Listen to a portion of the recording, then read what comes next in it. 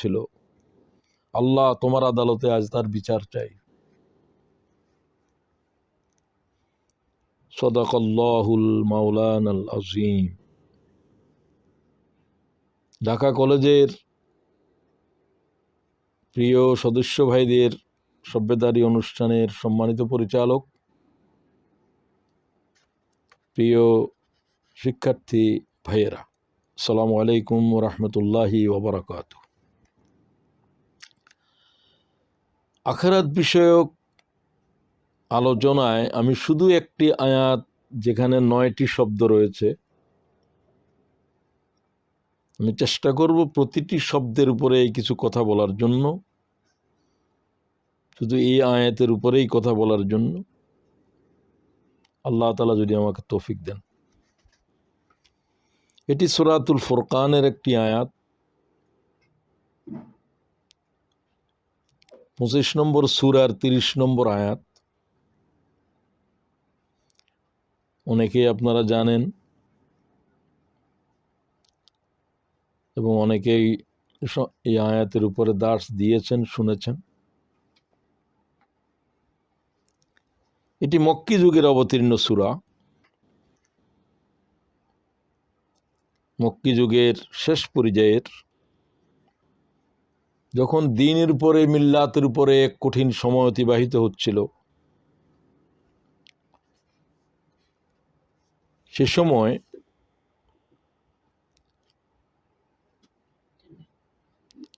রাসূলুল্লাহ সাল্লাল্লাহু আলাইহি ওয়াসাল্লামের মক্কি যুগের সময়গুলোকে যদি আমরা 4 ভাগে বিভক্ত করি,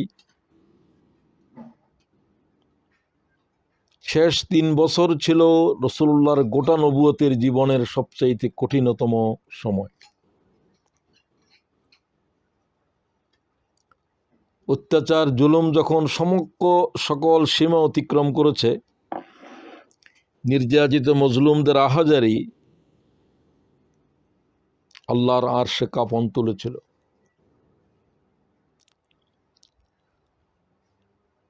তো ধৈর্য এবং সবর সে সময়ের মূল বিষয়। ইমানের উপরে আরো দৃঢ় সাহাবেত কদমে দাঁড়িয়ে যাওয়া, সমস্ত অত্যাচার, জুলুম, নির্যাতনকে বরদাস্ত করা। এখনো চলছে সেই যুগের সেই অবস্থা আমাদের দেশে,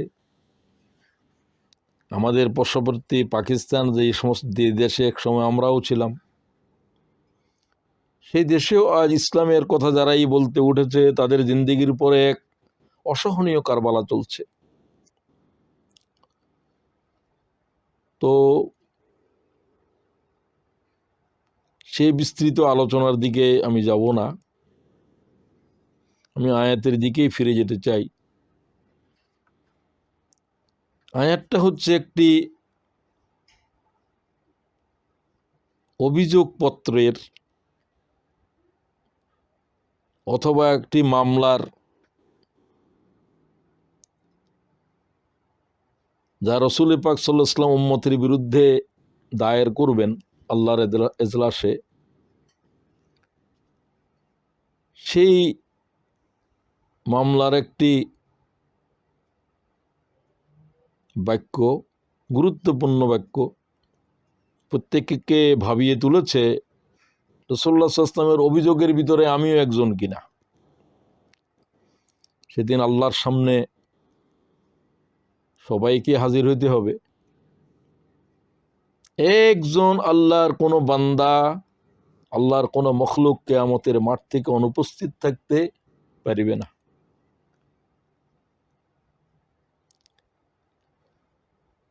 তো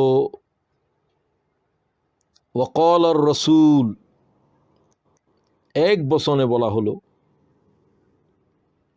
ওয়াকাল আল্লাহ ওয়াকাল আর রসুল, আল্লাহ বলছেন মুহাম্মদুর রাসূলুল্লাহ, একজন রসুল খাড়া হবে আমার এজলাসে।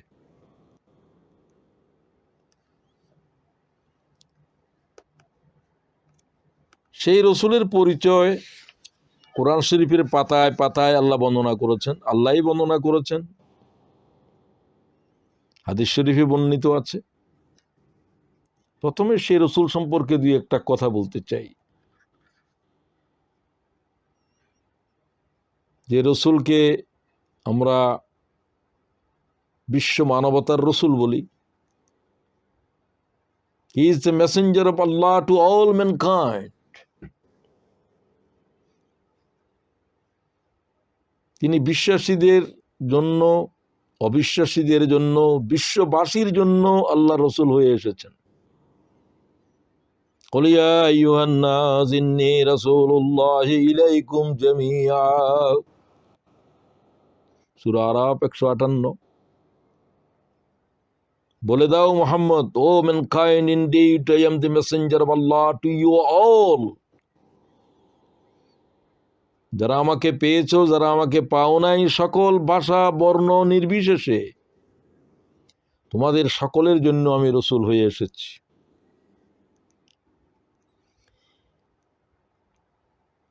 সমগ্র মানব জাতির জন্য আর কোন রসুল আল্লাহ তাআলার পক্ষ থেকে আসেননি। He is the only messenger who is the global messenger, messenger for all mankind. Allah বিশ্ববাসীর জন্য শুধু একজন রসুল পাঠিয়েছেন। আর সকল নবী রসুলরা ছিল একটি জাতির, একটা কওমের কিছু সময়ের জন্য, কিছু লোকের জন্য, কিছু সময়ের জন্য।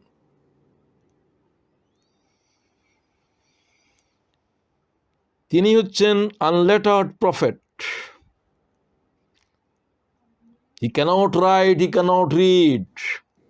তিনি পড়তেও জানেন না, লিখতেও জানেন না। এই রকম একেবারে উম্মি আল্লাহ তাআলা এইরকম আর কারো নাম বলেন নাই। তিনি নবী আল উম্মিয়া। আল্লাহ কোরআনে বলছেন, আল্লাযীনা ইয়াত্তাবিউনার রাসূলান নাবিয়্যাল উম্মিয়া। তোমাদের ভিতরে যারা এই উম্মি নবীর ইত্তেবা করো,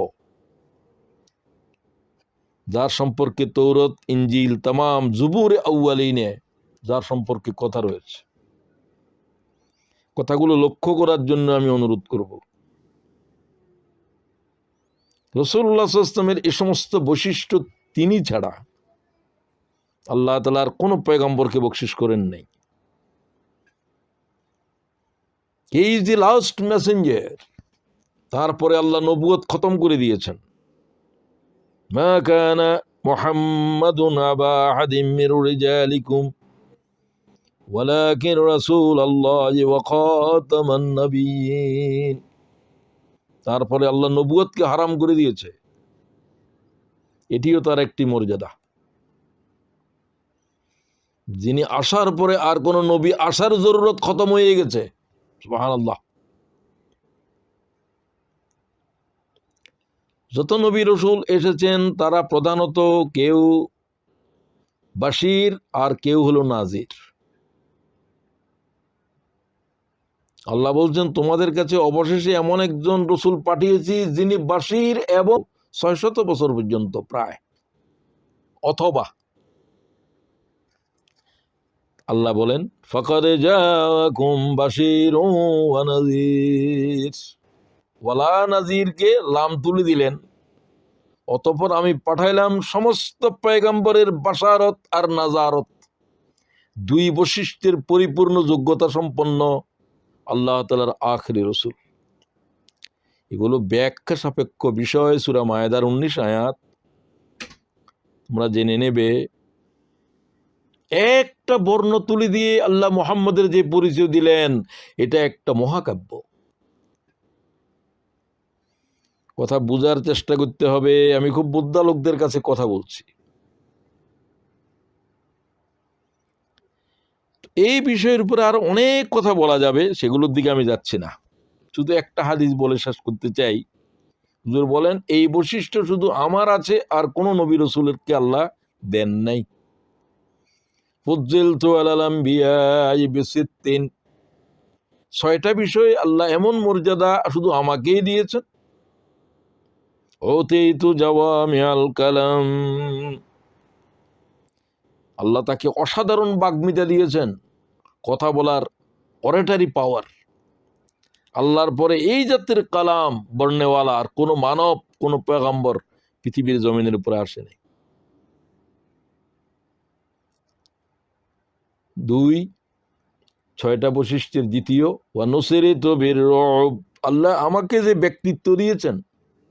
ইমামে বুখারী বলেন, রাসূলুল্লাহ যদি কোনো জমিনের উপর দিয়ে হেঁটে যায় 40 দিন পর্যন্ত তার আসর থেকে যায়।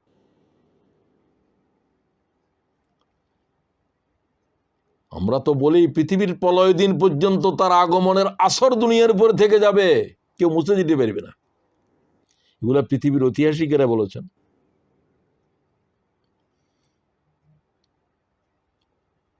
উরসিলতু ইলাল খালকি কাফা, আমি সমগ্র সৃষ্টির জন্য আল্লাহর করুণা হয়ে এসেছি। ওমা আরসালনাকা ইল্লা রাহমাতাল লিল আলামিন, আল্লাহ যেমন রাব্বুল আলামিন, আমি সমগ্র সৃষ্টি কায়নাতের জন্য রাহমাতুল লিল আলামিন। ওয়া উহিল্লাত লিয়াল গনায়েম, সমস্ত নবীর জন্য যুদ্ধলব্ধ সম্পদ হারাম ছিল, জ্বালিয়ে দিতে হইতো। শুধু আমার জন্য আল্লাহ তাআলা গনিমতকে হালাল করে দিয়েছে, আমার উম্মতের জন্য। ওয়া জুইলাত লিয়াল আরদু মাসজিদাও ওয়া তাহুরা, আমার জন্য আল্লাহ সমগ্র পৃথিবীরে মসজিদ করে দিয়েছে, কোন নবীর জন্য ছিল না। ইবাদতের জন্য নির্দিষ্ট জায়গা, এখনো পর্যন্ত সমস্ত ধর্মে ইবাদতের নির্দিষ্ট জায়গা, ওখানে গিয়ে পূজা পার্বণ ইবাদত করতে হবে, যেটা ইবাদতের জন্য নির্দিষ্ট। রাসূলুল্লাহর উম্মতের জন্য সময় হয়ে গেছে সাগরের তলদেশে, মহা আকাশে আল্লাহু আকবার দাঁড়িয়ে যাওয়া আমাদের জন্য। এটি কোন পয়গম্বরের জন্য আল্লাহ এই মর্যাদা দেননি।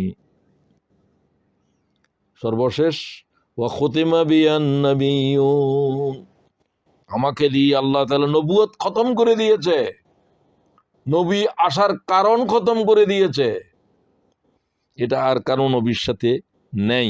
ইমাম মুসলিম বিশুদ্ধ সনদে হযরত আবু হুরায়রা এই হাদিস বর্ণনা করেছেন, ইমামে মুসলিম হাদিস গ্রহণ করেছেন। তো আমি, যিনি মামলা দায়ের করবে আল্লাহ তাআলার সামনে, তার সম্পর্কে কয়েকটি কথা বললাম, আরো বলি নাই যে অনেক কথা, সময় যেহেতু কম। কখন তিনি বলবেন এটি?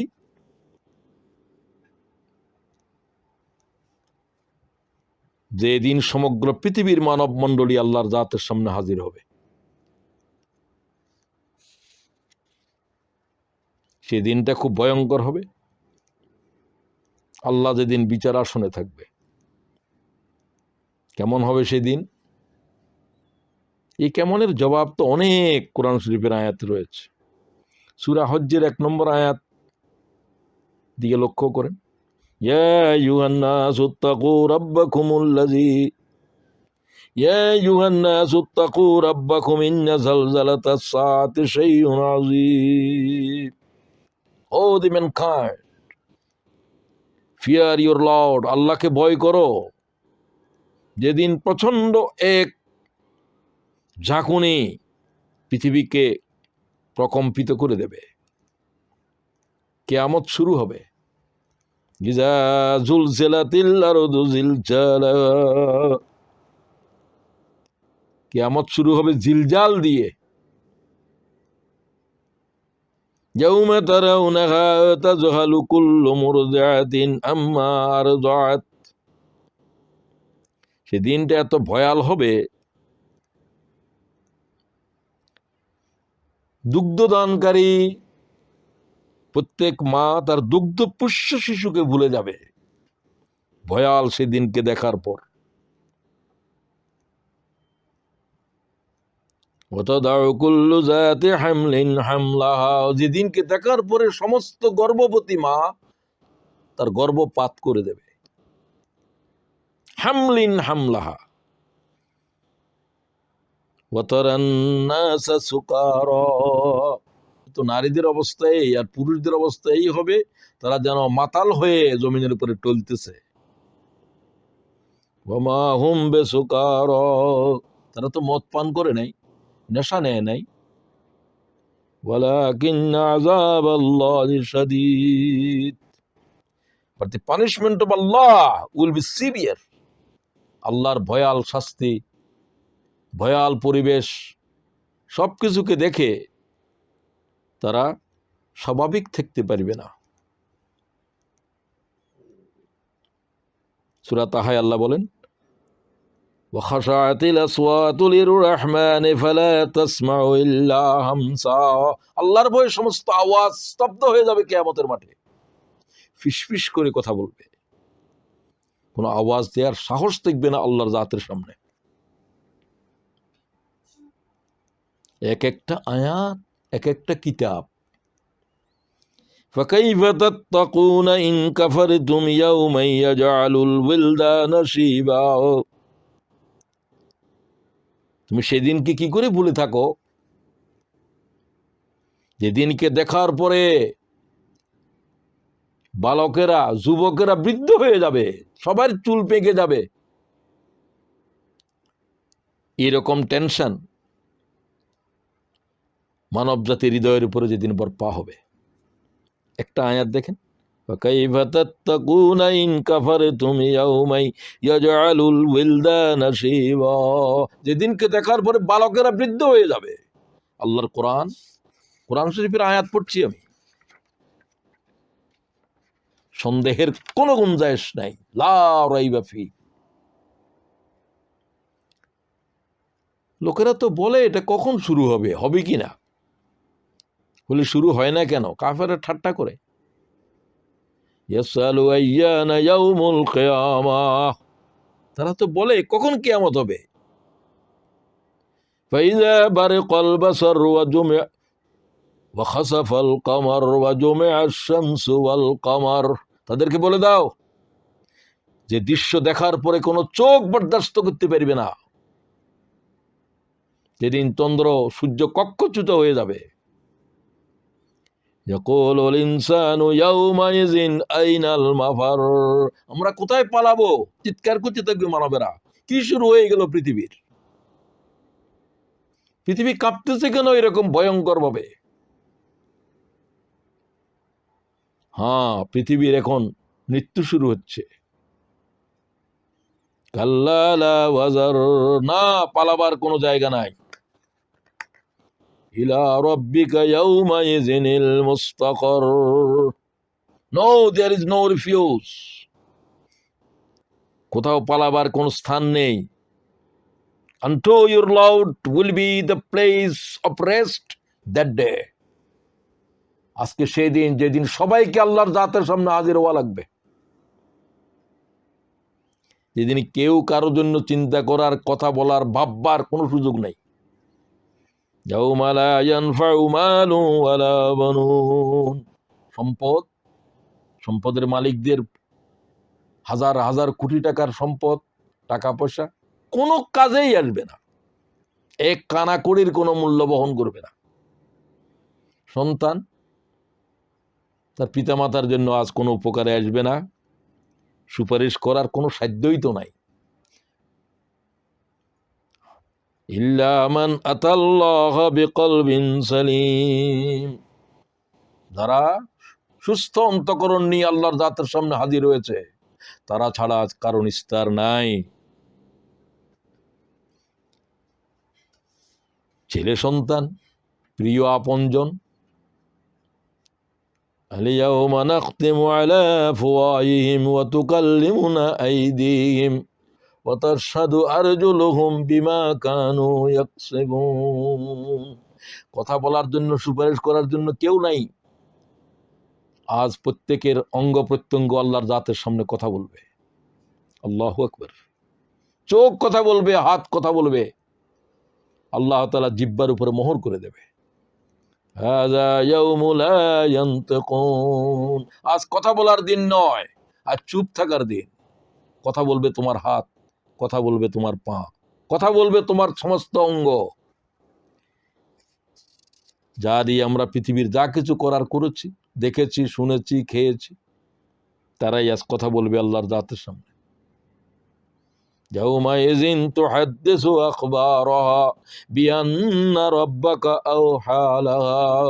আল্লাহ পৃথিবীকে কথা বলতে বলবেন, যারা যা কিছু করেছো পৃথিবীর জমিনের উপরে, জমিন আজ কথা বলবে আল্লাহর জাতের সামনে। সুবহানাল্লাহি ওয়া বিহামদিহি। সুতরাং আমার পক্ষে সাক্ষী অথবা বিপক্ষে সাক্ষী দেওয়ার জন্য আজ আল্লাহ আমার অঙ্গ প্রত্যঙ্গ এবং সমগ্র পৃথিবীর তামাম বস্তু আজ আমার বিরুদ্ধে অথবা পক্ষে দাঁড়াবে। এরপরে আমার আমলনামা, ইকরা কিতাবাক কাফা বিনাফসিকাল ইয়াউমা আলাইকা হাসিবা। বান্দা, তোর হিসাব নিকাশ যা হবে আমলনামার দপ্তর তোর হাতে রইল, তুমি ফয়সালা করো। এই ভয়াল অবস্থায় নবীগণ পর্যন্ত যখন আল্লাহর এজলাসে হিসাবের কাঠগড়ায় দাঁড়াতে হবে, সুবহানাল্লাহ, সেই দিনটাকে কি বুঝেছি? কিভাবে বলে হুজুর যাওয়ার সময় জান্নাতে তোমারও নিয়ে যাবে, এটা কি হুজুর না মুজুর? কি কিয়ামত সম্পর্কে কোনো জ্ঞান রাখে? وقال آدم سفي الله نفسي, ইমাম বুখারী বলছে, وقال نوح نبي الله نفسي, وقال إبراهيم خليل الله نفسي। तमाम पैगंबर नफसी বলে আওয়াজ দিতে থাকবে, ওয়াল্লাহ আমার কি হবে, আমার কি হবে? আদম আলাইহিস সালাম মানব জাতির এই অবস্থা দেখার পরে যাদের মগজগুলো টকবক করতে থাকবে প্রচন্ড দাবদাহ হয়ে, মানুষেরা বলবে চলো আমাদের পিতার কাছে যাই। আদম আলাইহিস সালাম আল্লাহ তাআলার কাছে আমাদের জন্য সুপারিশ করবে। লাস্তু লাহা, আদম বলবে আল্লাহর সামনে আমি কথা বলতে পারবো না। লাস্তু লাহা, ঈসা পর্যন্ত আসবে এই শব্দ। 2.5 লক্ষ 2 লক্ষ পয়গম্বর লাস্তু লাহা লাস্তু লাহা, আল্লাহর সামনে আজ কেউ কথা বলতে পারবে না। একজন শুধু কথা বলতে পারবে, সবাই রাসূল পাক সাল্লাল্লাহু আলাইহি ওয়াসাল্লামকে বলবেন,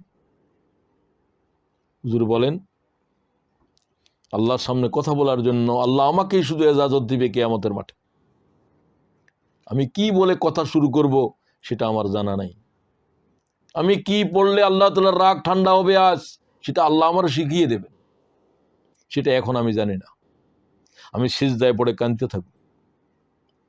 মানবতার অবস্থায় দেখার পরে নবীরা হয়রান হয়ে যাবে, তুমি কোন দেশের পীর, তুমি কোন দেশের পাগল, তুমি বলো তুমিও জান্নাতে যাবে, যাবার সময় আমারও নিয়ে যাবে। তোমার জান্নাতে যাবার খবর কোত্থেকে আসলো, কে দিল? কিয়ামতের সিদ্ধান্ত তো হয় নাই, বলে দেয়া হয় নাই ফারিকুন ফিল জান্নাহ ওয়া ফারিকুন ফিস সাঈর, এই দল জান্নাতে যাবে আর এই দল জাহান্নামে যাবে। এই কথা বলার আগ পর্যন্ত পৃথিবীর কোন মানব আল্লাহর ধরা থেকে রেহাই আছে মনে করে কি করে? নবী করিম সাল্লাল্লাহু আলাইহি সাল্লাম যিনি মাত্র শাফাআতে কুবরার জন্য আল্লাহর কাছে ইজাজত প্রাপ্ত থাকবেন, ইরফা রাসুকা ইয়া মুহাম্মদ, মুহাম্মদ মাথা উঠাও, তোমার কান্না থামাও, কি চাও তুমি? কেউ কেউ বলছেন 40,000 বছর পর্যন্ত কিয়ামতের মাঠে দাঁড়িয়ে থাকবে, আল্লাহ হিসাবই শুরু করবে না। কি ভয়াল অবস্থা চলবে। কারো পরিধানে কিছু নেই, পরিধানে কিছু নেই, পায়ে কিছু নেই, উলঙ্গ, বিবস্ত্র, ক্ষুধার্ত, ক্লান্ত, সব হাদিসের লব্জ। আল্লাহ তাআলা হাজির করবেন সবাইকে উলঙ্গ অবস্থাতে, যে অবস্থায় পৃথিবীতে এসেছিলাম, নগ্ন পথ, নগ্ন দেহ, খতনাবিহীন অবস্থাতে। খুব ভালো করে খেয়াল করেন, বিশুদ্ধভাবে ইমামে বুখারী হাদিস গ্রহণ করেছেন, হযরতে আয়েশা হাদিসের রাবিয়া। তাই তুহশারুনা ইয়াউমাল কিয়ামাতি হুফাতান উরাতান গুরলা, হাদিসের লফজ শুনেন।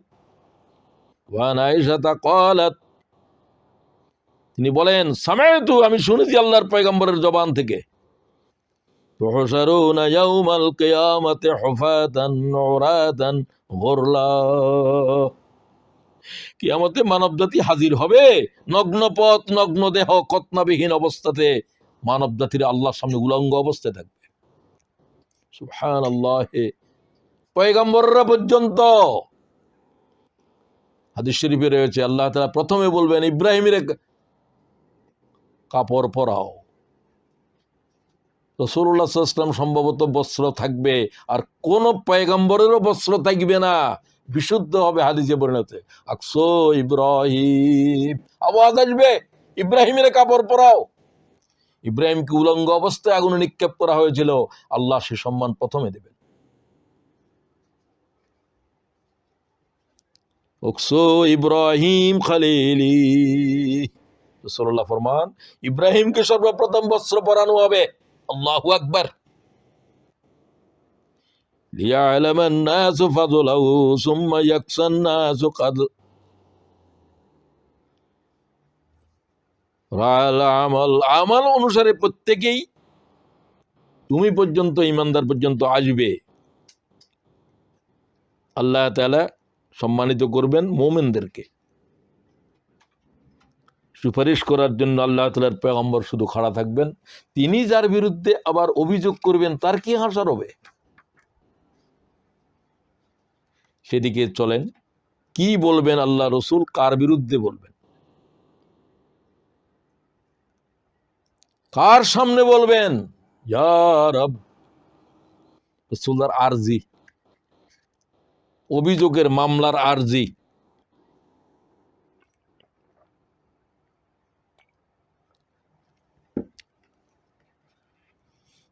হে আমার প্রভু, এ রব শব্দ আল্লাহর কাছে বেশি প্রিয়।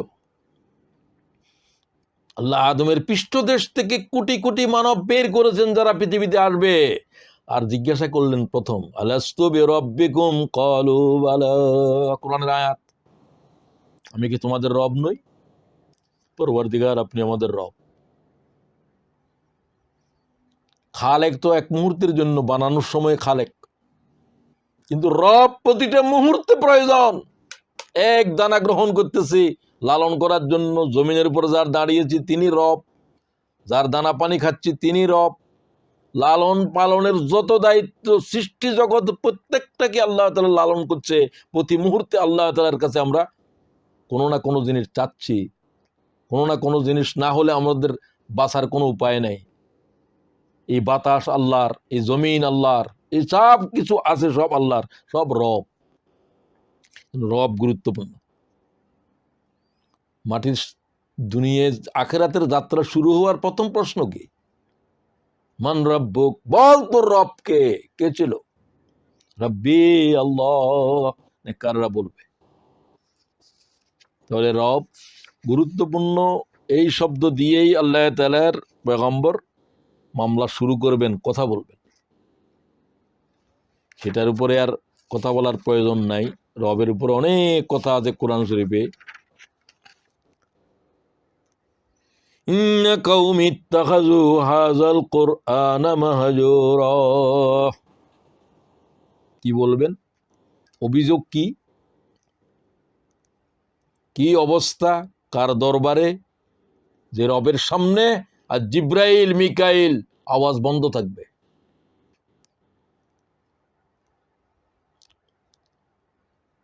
জিব্রাইল কথা বলতে পারবে না আল্লাহর জাতের সামনে, আপনি কি ভয়াল অবস্থা চলবে।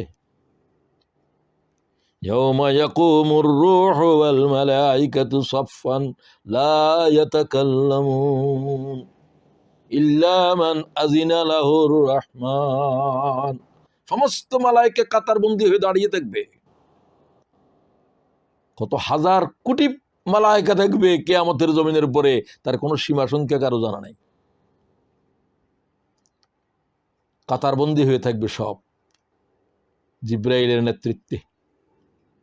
আল্লাহ বলছেন জিব্রাইল বাকরুদ্ধ থাকবে আজ, রূহ আমার এজিন ব্যতিরেকে জিব্রাইল জিব্বা খুলতে পারবে না। আর বাকিদের তো প্রশ্নই নেই। আল্লাহু আকবার। আল্লাহ সর্বপ্রথম মুহাম্মদকে এজিন দিবে কথা বলতে। আর মুহাম্মদ কি বলে? ইন্না কাউমি ইত্তাখাযু হাযাল কুরআনা মাহজুরা, ইন্না Qawmi ইত্তাখাযু হাযাল কুরআনা Mahzura. Indeed, my people have taken this Quran as a thing of abandon. আমার জাতি, আমার উম্মতের বিরুদ্ধে অভিযোগ, অথচ উম্মতের জন্যই সর্বপ্রথম সুপারিশ করবেন। সব নবীরা যেখানে নফসি বলবে, রাসূলুল্লাহকে কথা বলার ইজাজত দিলে প্রথম বলবেন রব্বি হাবলি উম্মতি, আল্লাহ আমার উম্মতের উপর রহম করো, উম্মতের হিসাব শুরু করো। রাসূলুল্লাহ সাল্লাল্লাহু আলাইহি ওয়াসাল্লামের দরখাস্তের পরিপ্রেক্ষিতে সর্বপ্রথম উম্মতে মুহাম্মদের হিসাব শুরু হবে, বাকিরা তখন এই অবস্থায় থাকবে। সে রসুল যদি কারো বিরুদ্ধে দাঁড়ায়, কোনো উম্মতের বিরুদ্ধে, অভিযোগের লিস্টের ভিতরে যদি আমার নাম তোমার নাম থাকে, তাহলে দুনিয়ার থেকে সংশোধন হয়ে যাওয়া উচিত। ও আল্লাহ আমার নাম যদি থেকে থাকে, আল্লাহ নাম বদলায় দাও, নাম কেটে দাও। তুমি তো জানো। তখন কেন? একটা কারণ বলবে, একটা কারণ। সেটা কি? কোরআন শরীফ হাতে নিয়ে বলবেন, ইন্না কাউমি ইত্তাখাযু হাযাল কুরআনা মাহজুরা। এই কোরআন নিয়ে পৃথিবীতে আল্লাহ তুমি আমারে নবুয়ত দিয়েছিলা, আমি এই কোরআন উম্মতের কাছে রেখে এসেছি। এই কোরআন শরীফের দাওয়াত, এই কোরআন শরীফের জন্য আমি রক্তাক্ত হয়েছি আমার নবুয়তের জীবনে বারবার। সবচেয়ে বেশি রাসূলুল্লাহ রক্তাক্ত হয়েছেন তায়েফের মাঠে। ও আমার কওম, তোদের কাছে কোরআন শরীফ রেখে এসেছি আমি, আমাদের কাছে রেখে এসেছেন। তারাকতু ফীকুম আমরাইন, আমি চলে যাচ্ছি, তোমার জন্য দুটো বস্তু রেখে যাচ্ছি। তোমরা যদি দুটোকে আঁকড়ে থাকো, তোমরা কখনো পথভ্রষ্ট হবে না। তো আমরা কি আঁকড়ে আসে না ছেড়ে দিয়েছি? কথা এটার উপরেই মামলা চলতেছে, খুব খেয়াল করো। কোন কিতাব? কিতাবটার পরিচয় আমরা জানি কিনা? রাসূল সম্পর্কে কয়েকটি কথা বললাম। হাযাল কোরআন, এই কোরআন, আমার উম্মতেরা এই কোরআন, যে কোরআন মুহাম্মদুর রাসূলের হাতে থাকবে কিয়ামতের মাঠে। আল্লাহু আকবার। ও আল্লাহ, রাসূলুল্লাহ সাল্লাল্লাহু আলাইহি ওয়াসাল্লামের অভিযোগের বিবাদীর লিস্টি থেকে যাদের বিরুদ্ধে আল্লাহর পয়গম্বর বাদী হবে আজ হাসরের মাঠে, আল্লাহ তার থেকে আমাদেরকে রেহাই দাও, রেহাই দাও পরবর্তীকার। প্রিয় ভাই, কিতাব সম্পূর্ণ এই কিতাবটাই হলো যে একটা হেদায়েতের কিতাব। এর প্রত্যেকটা শব্দের ভিতরে মানব জাতির হেদায়েতের ফয়সালা আছে। হাযা হুদা, হেদায়েতের আর কোনো কিতাব আকাশে নাই, জমিনে নাই। তৌরাত নয়, ইনজিল নয়, জবুর নয়, এগুলো একটাও হেদায়েতের কিতাব এখন আর নাই। আর কোনো কিছুই হেদায়েতের কিতাব, একটাই কিতাব। আল্লাহ বলছেন হাযা হুদা, এই হচ্ছে হুদা। এর প্রত্যেকটা শব্দ হচ্ছে হেদায়েত। হেদায়েত আল্লাহ ছাড়া কারো কাছে নাই। খুব ভালো করে বুঝেন, মানব জাতির জীবন চলার এটাই তো বিধান, হুদাল লিন্নাস। এটা হচ্ছে ফুল গাইডেন্স ফর অল ম্যানকাইন্ড। কি কিতাব পড়ছো? হেদায়েতের কিতাব হিসাবে পড়ো নাই, কি পড়ছো? সওয়াবের জন্য পড়ছো। তোমার রেহাই হবে না, কারো রেহাই হবে না, কারো রেহাই হবে না। কারণ হেদায়েতের কিতাব হিসাবে গ্রহণ করলে পড়া লাগবে, কি হেদায়েত দিচ্ছে, কি গাইডেন্স দিচ্ছে। সওয়াবের জন্য যদি পড়ো, তাহলে তো আর এগুলো না জানলেও চলবে, পড়লে সওয়াব হবে। কোন মন্ত্র বানাইছে খোদার কোরআনে রে? মন্ত্র শুধু পড়লেই হবে, বুঝা টুজার কোনো দরকার নাই। সি সি সি সি সি, ওয়াল্লাহ রেহাই হবে না কারো। কত লক্ষবার কোরআন শরীফ হেফজ করেছ, খতম করেছ, কিসের খতম করো? তোমার খতম কোনো কাজে আসবে?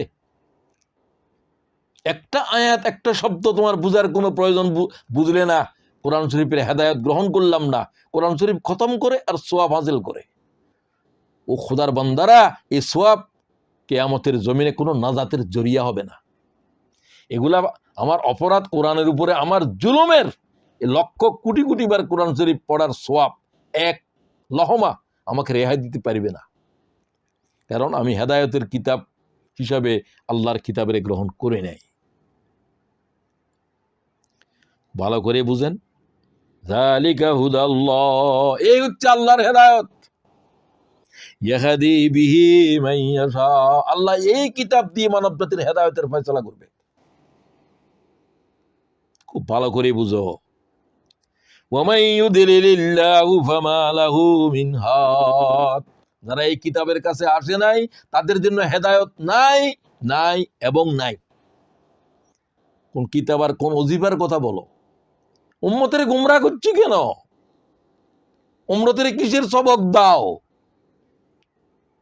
ও আল্লাহর বান্দারা, খোদার কাছে জবাব চলবে না কারো। তাদের বিরুদ্ধে আজ অভিযোগ, কোরআন শরীফ পড়ার কোনো প্রয়োজন নাই, প্রত্যেক আয়াতের উপরে বিশ্বাস করার কোনো প্রয়োজন নাই, না করলেও চলবে, না বুঝলেও চলবে, কোরআন শরীফের দাওয়াত না দিলেও চলবে, এটাকে পরিপূর্ণভাবে না মানলেও চলবে, এটার বিধান দিয়ে সমাজ জাতিকে শাসন না করলেও চলবে। চলবে তো সবাই বলতেছ, কিছু সংখ্যক মানুষ শুধু বলতেছে যে আল্লাহর জমিনের উপরে শুধু আল্লাহর কিতাবের আইন চলবে।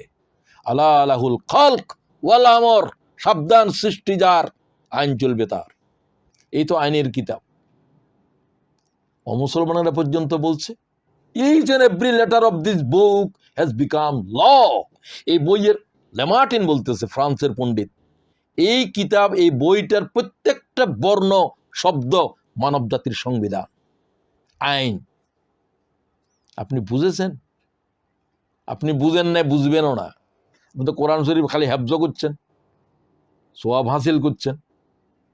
সোয়াব তো হাসিল করছেন, কোরআন শরীফের সাথে যে বেত্তমিজি করেছেন সেটার গুনার সাথে এই সোয়াব দাঁড়াইতে পারবে না। আল্লাহ আমাকে মাফ করেন, ভাইদেরকেও মাফ করেন। যালিকা হুদাল্লাহ, এই হচ্ছে আল্লাহর হেদায়েত, আর কোথাও হেদায়েত নাই। বুখারী শরীফ কি হেদায়েতের কিতাব?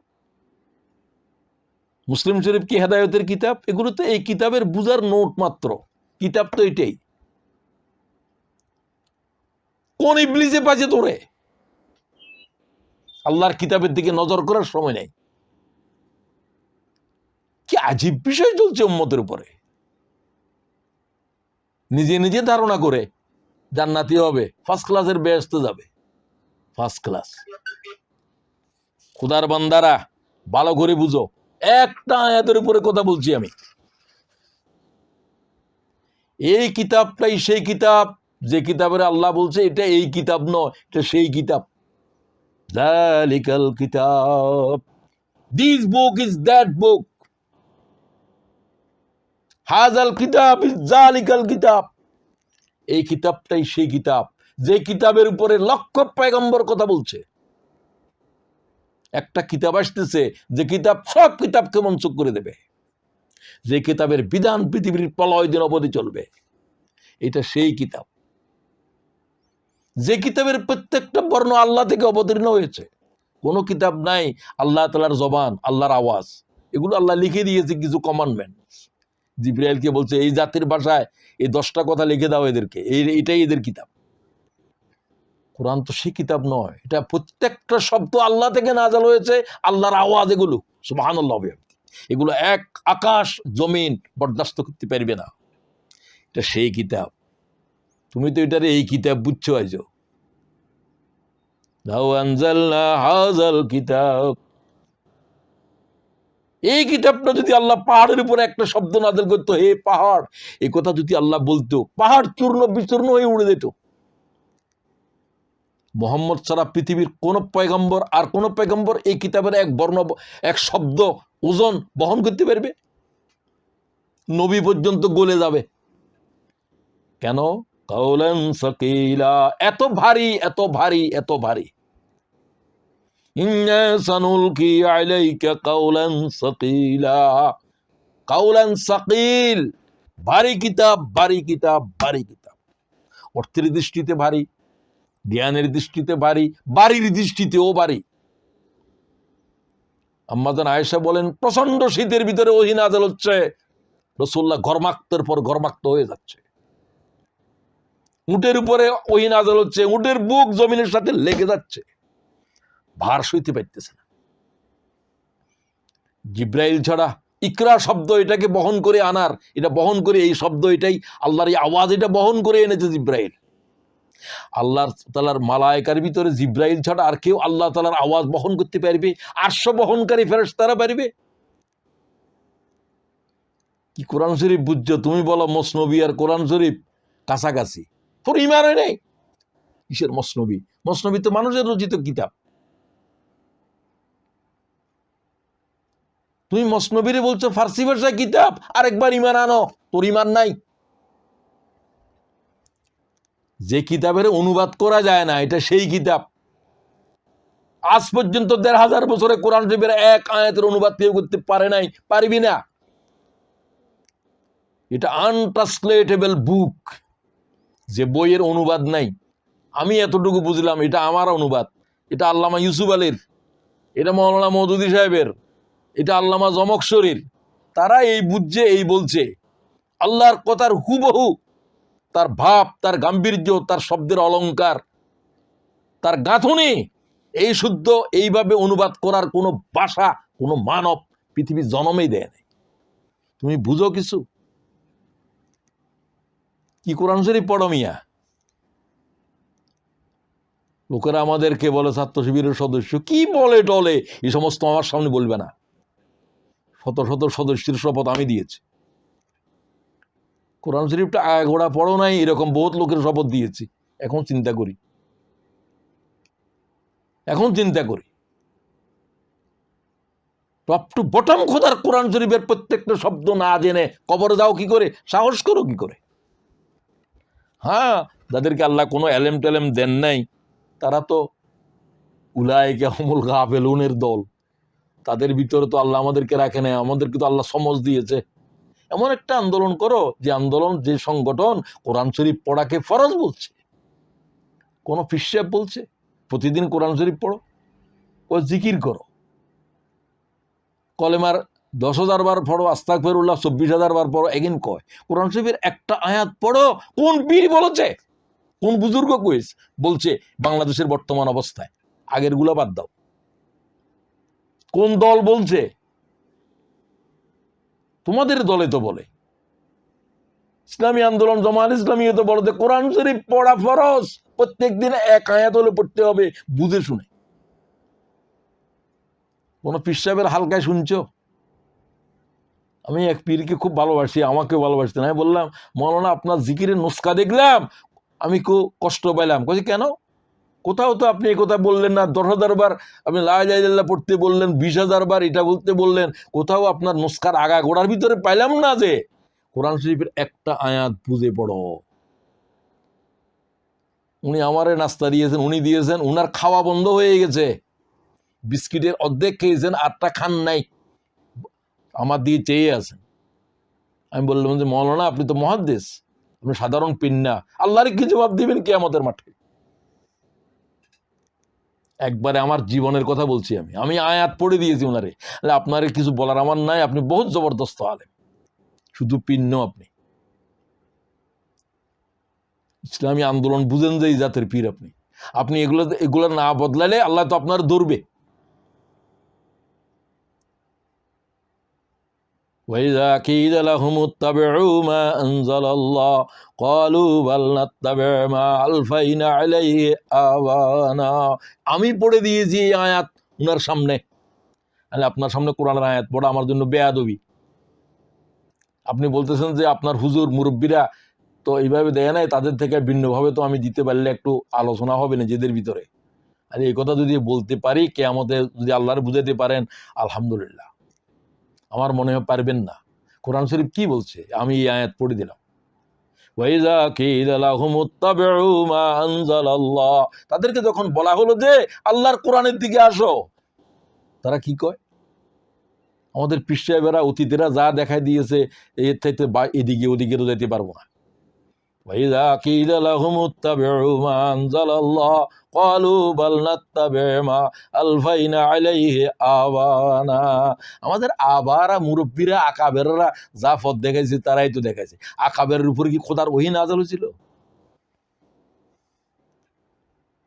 এত বড় আলেমেরা কি কি বলো এগুলো? সবাই বলে, আমি আশ্চর্য হয়ে যাই। আমি তাদের উপরে কথা বলতে দৃশ্যতা দেখাতে চাই না। তোমরা যেহেতু আমার পরিবারের লোক, আমি তোমাদের পরিবারের সদস্য, তোমাদেরকে বলতে চাই, অন্যদেরকে বলার দরকার নাই। তাদেরকে আল্লাহর উপরে হাওলা করে দাও। তাদের কিছু বলতে গেলে উল্টা হবে। তারা কয় এরা কি জানে? হ্যাঁ, আমরা কিছুই জানি না। আল্লাহ আমাদেরকে জানাও, তোমরাও জানাও। তো আল্লাহর কিতাবের থেকে জানাও, মুহাম্মদ রাসূলুল্লাহ সাল্লাল্লাহু আলাইহি ওয়াসাল্লামের হাদিস থেকে জানাও। তো মুহাম্মদ রাসূলুল্লাহর হাদিস তো হচ্ছে কোরআন শরীফের ব্যাখ্যা দেওয়ার জন্য, কোরআনের নির্দেশ কিভাবে আমল করতে হবে তার জীবন্ত নমুনা দেখার জন্য। মুহাম্মদ কি কোনো কিতাব হাজির করতে পারবে? একটা আয়াত শব্দ যোগ করতে পারবে? পারবে না। ওয়ালাউ তাকাওয়ালা আলাইনা বা'যাল লাকাউইল, এটা সেই কিতাব। ও মুহাম্মদ, এই কিতাবের ভিতরে যদি তোমার থেকে এক বর্ণ শব্দ যোগ করো, হাত কেটে ফেলবো। গর্দানের শাহরক ধরে ফেলবো, হাত গর্দান কেটে ফেলবো, জবাই করে দেবো। এই জাতের কথা আল্লাহ কোরআন শরীফের জন্য ছাড়া রাসূলুল্লাহর জন্য বলছে কোথাও? সূরা হাক্কা। আমি ইসলামী ছাত্র শিবিরের সদস্যদেরকে বলছি, আমি জানি তোমরা কি চিজ, তোমাদেরকে বলছি আমি, তোমাদের ভিতরে যে সমস্ত অস্পষ্টতার কুহেলিকা আছে এগুলো সরিয়ে দাও। তা না হলে কারো রেহাই হবে না কিয়ামতের মাঠে। আমার হবে না, তোমারও হবে না। আল্লাহ তাআলার কোরআনটাকে বুঝিয়েও নাই যে কোরআন নিয়ে মোহাম্মদ দাঁড়িয়েছে আজ আরফাতের। আজ এটা আরফাতের ময়দান নয়, এটা কিয়ামতের ময়দান। ক্বালার রাসূলু ইয়া রাব্বি ইন্না কাওমি ইত্তাখাযু হাযাল কুরআনা মাহজুরা, তারা হিজরত করছে কোরআন থেকে। কোরআন পড়ে না আর সব পড়বে, কোরআন বুঝে না আর সব বুঝবে, কোরআনের দাওয়াত দিবে না আর অন্য কিছু 18 দফা 20 দফার দাওয়াত দেবে, 6 দফার 6 উসুলের কথা বলবে। একজনেরও রেহাই হবে না, মেরুদণ্ড ভেঙে যাবে, এই জাতের মায়ের চলবে। আল্লাহ আমাদেরকে মাফ করো, বুঝার তৌফিক দাও। সুতরাং জালিকাল কিতাবের উপরে আর কথা বলতে পারতেছি না। লা রাইবা ফি, ওই কিতাব, যে কিতাবের ভিতরে সন্দেহের কোনো গুঞ্জাইশ নাই। এই জাতের একটা কিতাব আকাশে জমিনে কোথাও, পৃথিবীর কোটি কোটি কোটি কোটি কিতাব, কোনো একটা কিতাবের তুলি বলতে পারিবা সন্দেহ নাই এটা কি বুখারী শরীফ? বুখারী শরীফের উপরে তো কথা আছে, এই বলে সেই বলে। একটা হাদিস বলো, ও আরেকজনে বলবো যে না হাদিসের রাবি ওটা বিশুদ্ধ নয়, সহিহ নয়। হ্যাঁ, কথা থাকতেও পারে। কোরআন শরীফের ভিতরে এই জাতের একটা শব্দ বলার কারো সাধ্য আছে? লা রাইবা ফি, এই জাতের কোনো কিতাব আকাশেও নাই, জমিনেও নাই, কোথাও নাই। আর শুধু একটাই আছে, লৌহ মাহফুজে আছে এই কিতাব। খুব ভালো করে বুঝো। আমি আর কোরআনের উপরে কথা বলছি না, এই কিতাবটাকে বুঝো, যে কিতাবটার জন্য মুহাম্মদুর রাসূলুল্লাহ মজলুম হয়েছে, মুহাম্মদুর রাসূলুল্লাহর রক্ত ঝরেছে। মা আয়েশা বলছে, ইয়া রাসূলুল্লাহ, আপনার শরীরের ভিতরে কালো কালো এই দাগগুলো কি আপনার বসন্ত হয়েছিল? রাসূলুল্লাহ চুপ হয়ে গেলেন, বললেন না, আমার বসন্ত হয়নি। তায়েববাসীরা যে পাথর মেরেছিল সে ক্ষতের দাগগুলো আমার শরীর থেকে যায়নি। এই কথা বলার সময় রাসূলুল্লাহর চোখে পানি এসেছে। হুজুর, আপনার নবুয়তের জীবনের কঠিন সময় কোন সময়? রাসূলুল্লাহ বলছে তায়েফ কা ময়দান, তায়েফ কা ময়দান। 3 বার আল্লাহ রাসূল জ্ঞান হারা হয়েছে, 3 বার রাসূলুল্লাহর হুঁশ এসেছে, 3 বার পাথর মেরেছে, রক্ত রাসূল পাকের तमाम শরীর রক্তাক্ত হয়েছে। এই কোরআন শরীফ রাসূলুল্লাহ হাতে নিয়েছিলেন। তারা বলেওছে, তোমার উপরে কি কোরআন নাযিল হয়েছে? তুমি তো উম্মি, তোমার সাথে একজন গোলাম ছাড়া কেউ নাই, 75 কিলোমিটার পথ পায়ে হেঁটেছো, পায়ে হেঁটে, একটা গাধা একটা খচ্চর নাই, তুমি কি নবী? আল্লাহ কোরআন শরীফে তাদের এই সমস্ত কথার কোরআনে কোট করেছে। وقالوا لولا نزل هذا القرآن على رجل من القريتين عظيم। 43 সূরা 31 আয়াত। লাউলা নুজিলা হাযাল কুরআনু আলা রাজুলিন মিনাল ক্বরিয়াতাইনি আযীম। মক্কা এবং তায়েফের কোন সম্ভ্রান্ত মানুষের উপরে কি কোরআন নাযিল হতে পারল না? তোমার উপরে কি হয়েছে?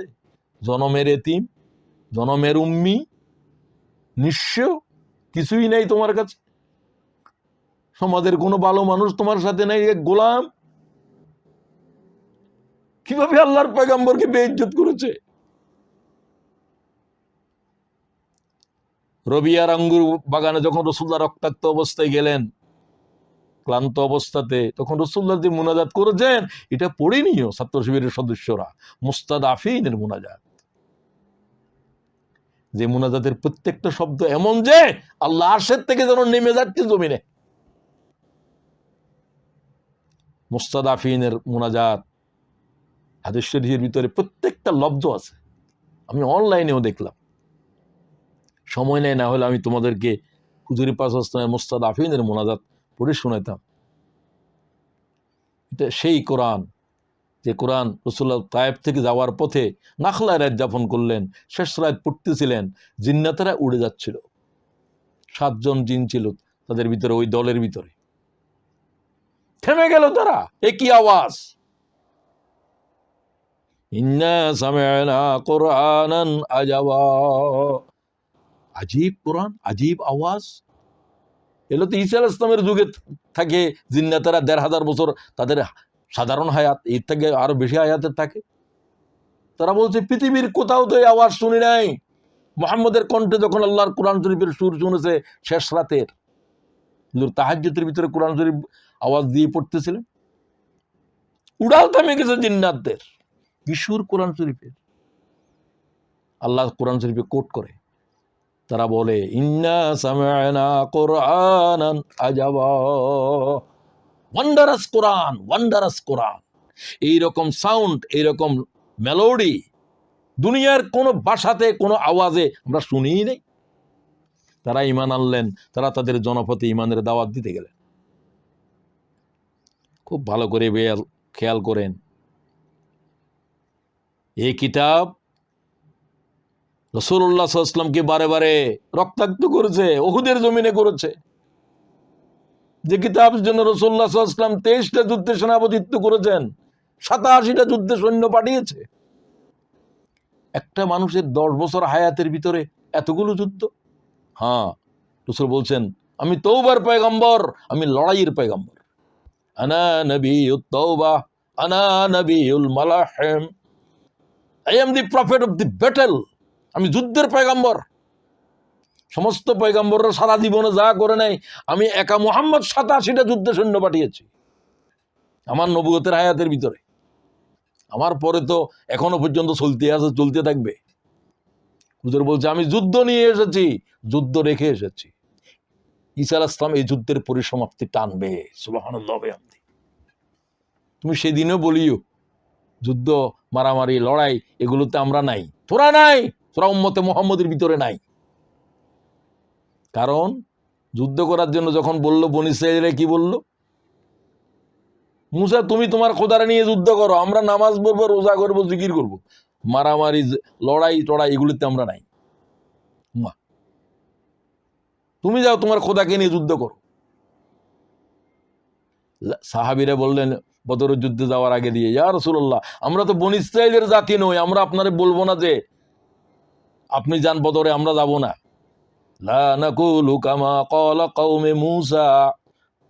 হযরত মিকদাদ দাঁড়িয়ে বললেন মুহাজিরদের পক্ষ থেকে, ইয়া রাসূলুল্লাহ লা নাকুলু কামা ক্বালা কওমে মূসা।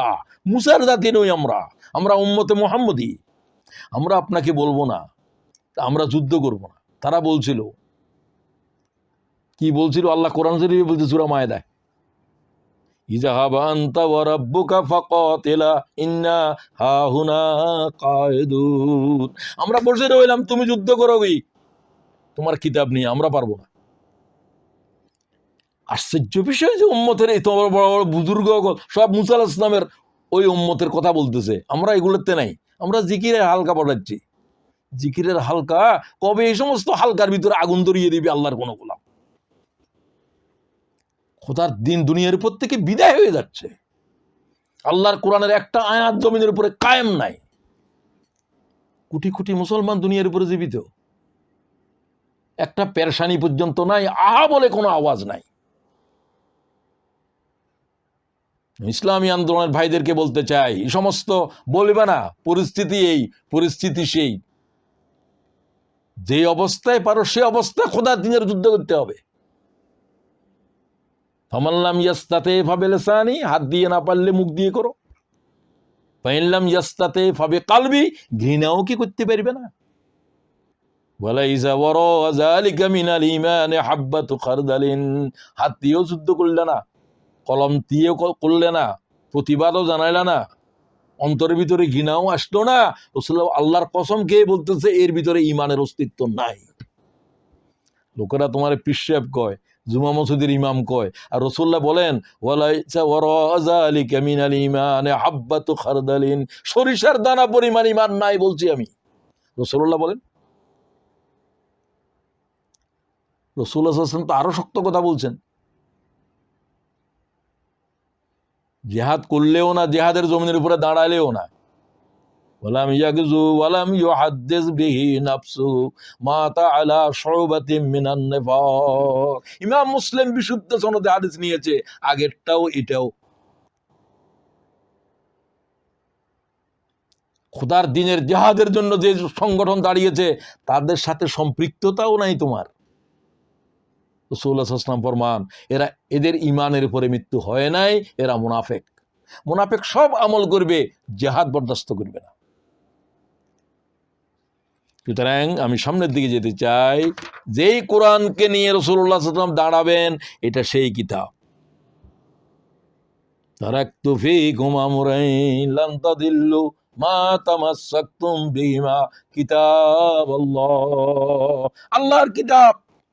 আর এই কিতাব দুনিয়ার উপরে কিভাবে পৌঁছায় দেবে মানব জাতির কাছে, সেই সুন্নাহ আমি রেখে এসেছি তোমাদের জন্য, রেখে যাচ্ছি।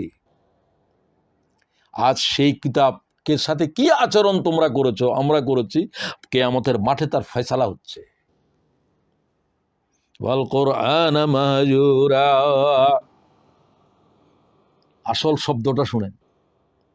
কোরআনকে কি বানিয়েছিল? Neglected the Quran, deserted the Quran, take it as a thing of abandon. এটা পরিত্যক্ত জিনিস, গ্রহণ না করলেও চলে। ওই মা বললে বাপ মরলে কোরআন শরীফ বাইর করবে, কিছুক্ষণ তেলাওয়াত করবে সওয়াবের জন্য। এরা আল্লাহর কোরআনের মাহাজুর করে, কোরআনের সাথে প্রতিদিন কোনো সম্পর্কই নাই, কোরআন শরীফ পড়েও না, দেখেও না, বুঝেও না, এগুলার কোনো কিছুর সাথে এরা নাই। প্রিয় ভাই বোনেরা, সবাইকে আমি বলতে চাই, যারা আলোচনা শুনতেছ, যেহেতু ইউটিউবে আলোচনা যাচ্ছে, অনেকে শুনবেও, এই জন্য বোনদেরকেও বলছি। সুতরাং আজকের আলোচনায় এই একটা আয়াত থেকেই আজকে শিক্ষা গ্রহণ করো।